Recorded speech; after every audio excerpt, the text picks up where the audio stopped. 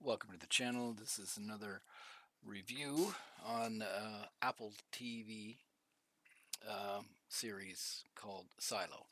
It's into season 2, and this is going to be a breakdown of episode 3 for you, a bit of a review. I really enjoy this series. I think it's well acted, well written. The worst part is, if you can kind of see on the screen, it's very dark. They don't. Now, this is in Silo 17, which is a decrepit silo, but still, they really like everything to be dark. All the clothing, everything. I don't know why, but anyways. Um, so we start off with a little breakdown on episode number 2 from last week. Um, that was mostly back in Silo 18, which is where Jules is from, and really was showing the growing unrest about about the people being tired of not knowing what's going on. So this episode, episode 3, starts off with Jules and the guy behind the vault talking.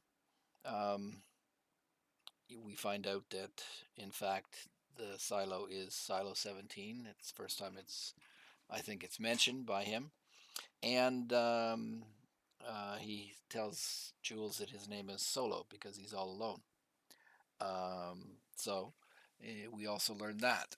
We also learned that there are 50 silos in total, and Jules doesn't really believe him, but that's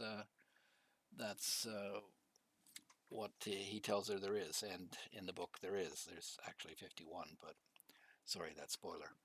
Um, so they talk a bit more, and Solo says to Jules that the people weren't forced out, that they chose to leave on their own, which she doesn't understand.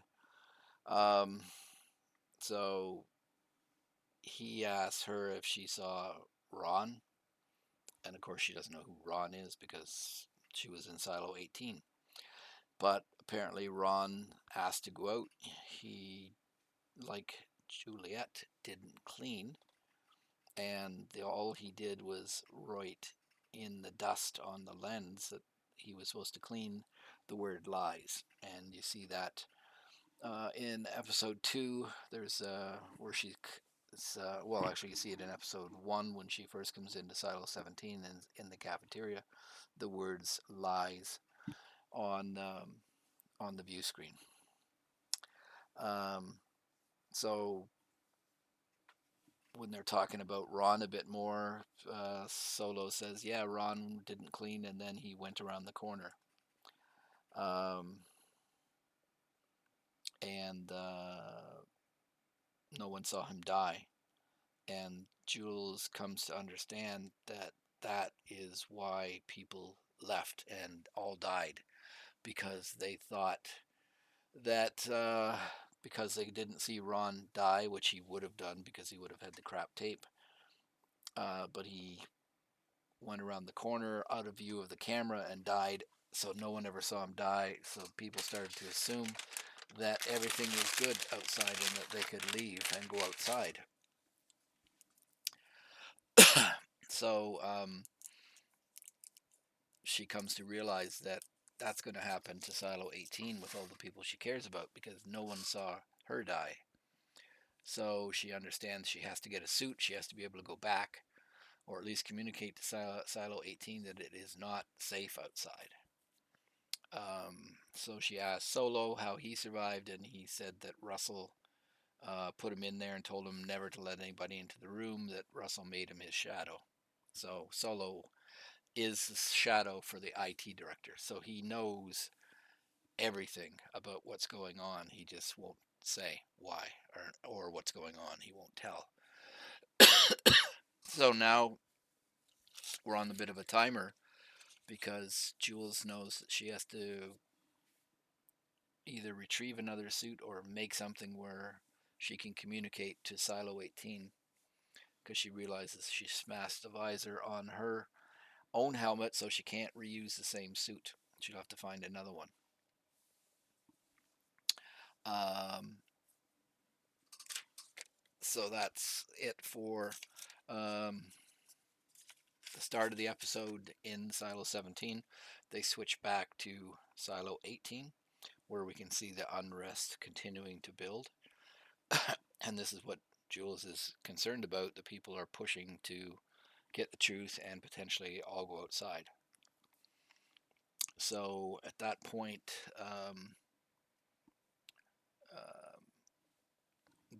uh, you see Bernard take the judge back into IT. She's already been in there before. It's no shock because she used to be his shadow. They start talking and about the order and what he should do, and she can actually recite passages out of the order without looking at it.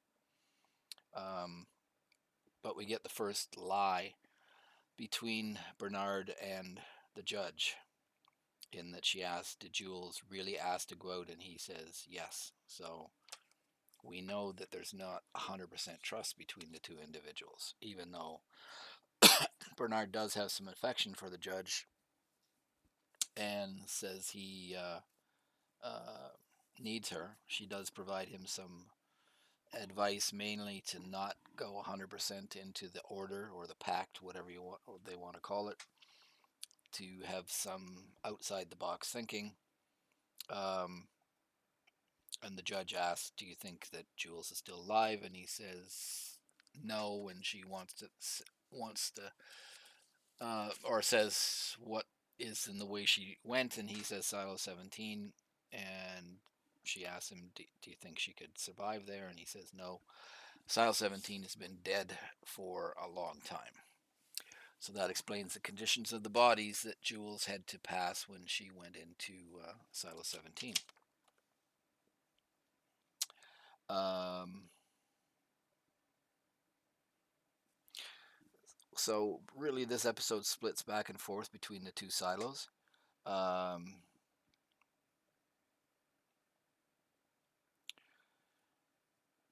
they have some conversations between Bernard and Sims, who's judicial.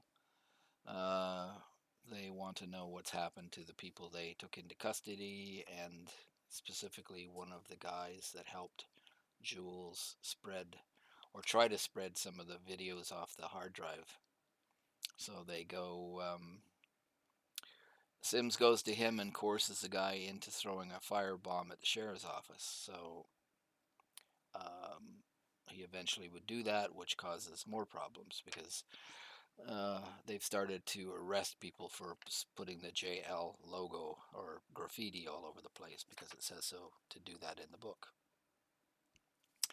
And the judge herself, maybe understanding that Bernard is not necessarily telling her the truth, asks Billings, the sheriff, who's got his own doubts, um, if he thinks that Jules asked to go out, and he is a bit evasive, but he says his report's not done. So she says, I want to see your report.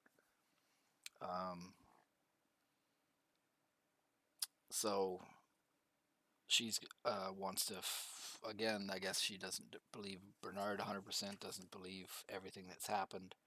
Um, but she's working with Billings, I guess, a bit to try to get the straight scoop on what's going on. Then we see her back in her apartment, and she pulls out a little box, and she sits down watching videos of before, people playing on the beach, people running around, stuff like that. So this is fueling her decision that she wants to leave. She has told Bernard she wants to leave, and that is supposed to mean you leave. No argument, no anything. You get to leave. So Bernard gives her a plan about how he'll shut down the view screens, let her get out, give her 5 minutes to get over the hill, then turn them back on, blah, blah, blah. And then he talks about giving her a suit, but he's kind of obviously stalling about it. But he does say he'll give her a suit. Um, and then we see Jules' father, who's a doctor, and he had complied with judicial in when people won the child lottery. If they were people they were trying to punish, they would not actually take out the birth control, so they wouldn't be able to conceive, and that's why the very first person that we see clean, which is the old sheriff's wife, part of what drove her to want to go outside. So at this point, he stops doing that. He stops. Um, he actually takes out the birth control for some people that maybe the judicial would not want to have a child. So you see him moving back mainly because of Jules, but he's moving away from just blatantly complying with everything that they tell him to do. And right near the end of the episode, we have Solo leaves the vault and comes out to, and you can see that on the screen, because Jules has asked him for help in trying to secure a suit or make a suit or do something so that she can return to Silo 18 and stop the people from leaving.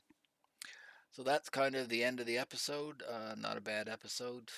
Um, First episode was pretty well all in Silo 17, a little bit in 18. Episode 2 was a little bit in, or mostly in 18, a little bit in 17, well, very little in 17.